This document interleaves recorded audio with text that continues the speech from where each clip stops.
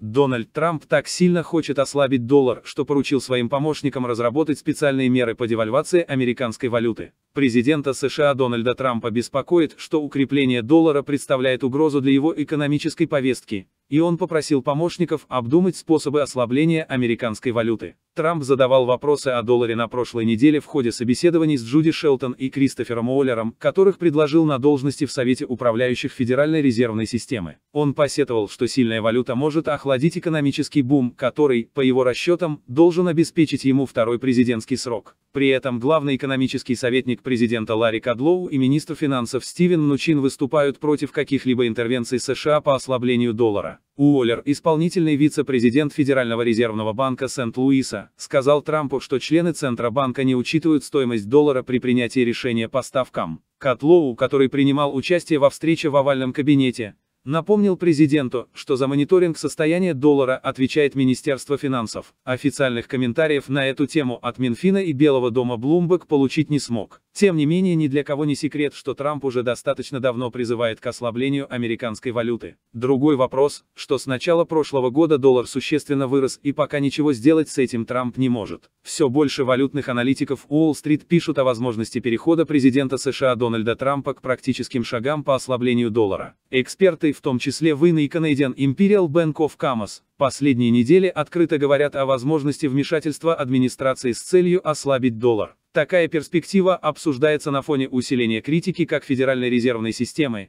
так и курсовой политики других стран со стороны Трампа. Многое будет зависеть еще и от действий других регуляторов, в частности Европейского центрального банка. Если ЕЦБ снизит ставки в конце июля или пойдет на новый раунд количественного смягчения в сентябре, то это усилит давление на котировки пары евро и доллара, а Штаты потенциально могут отреагировать.